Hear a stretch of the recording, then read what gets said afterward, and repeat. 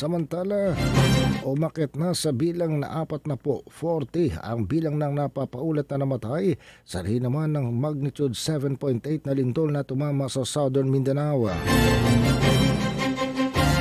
Libo-libo pa rin ang nananatiling displaced at ang bilang ng mga nasaktan ay umabot na sa 450. Kasunod pa rin ng malakas na lindol na tumama sa bayan ng Maasim, Sarangani Province, ang itinuturing na pinakang apektadong lugar ayon sa Office of Civil Defense sa Region 12. Ilang mga lugar pa rin sa lalawigan ang accessible pa lamang sa pamamagitan ng helicopter.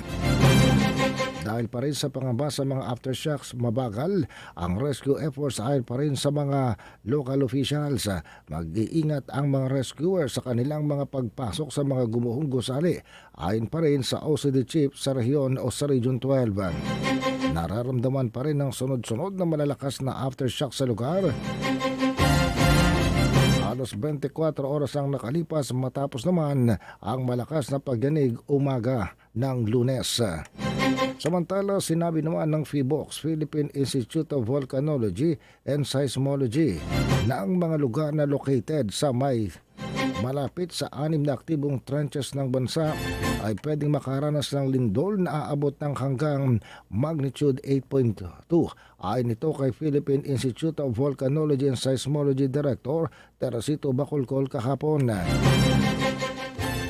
Itinuro ni Bacolcol ang 6 na aktibong trenches sa Pilipinas, kasama na rito ang Philippine Trench na nakalagay o nasa lugar ng Eastern Luzon hanggang Southeast Mindanao, East Luzon through Manila Trench, Negros Trench, Sulu Trench at maging ang Cotabato Trench. Ang kanyang paalala ay ginawa isang araw matapos ang malakas na paglindol na tumama sa Southern Mindanao.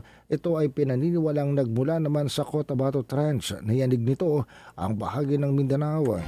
Sinabi ni Bacolcol na ang lindol na ito ay pinakamalakas na naitala sa Pilipinas para sa taong kasalukuyan.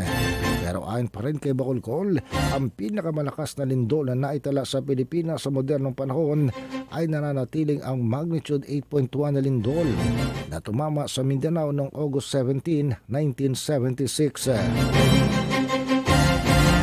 Samantala sa katanungan kung bakit ang epicenter ng lindol ng Lunes ay hindi naman located sa Cotabato, sinabi nitong si Bacolcol, pangalan lamang ang Cotabato Trench, pero sa katotohanan ito ay mahigit sa 300 kilometro ang haba. Kaya ang naging epicenter ng lindol ay nasa bahagi din ng Cotabato Trench, hindi lamang sa lugar ng Cotabato.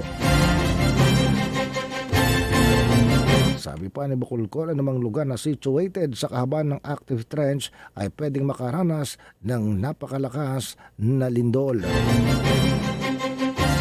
Dahil ang earthquake o lindol ay naganap na o nagaganap ng walang babala, nanawagan ang PHIVOLCS sa mga coastal communities na gawing normal na lamang daw na magtutungo sa mga higher ground o mas mataas na lugar kapag nakaramdam ng mga pagyanig. Ang mga tao manong namumuhay sa coastal communities ay dapat alam ang natural signs ng papalapit na local tsunami, sabi pa nitong si Bacolcol. Binanggit ito na ang 3 warnings o babala na posibleng pagkaroon ng tsunami. Ito ay malakas na pagyanig ng lupa, bigla ang pagtaas o kaya ay pagbaba ng tubig sa karagatan, at ang malakas na dagundong ng alon mula naman sa karagatan.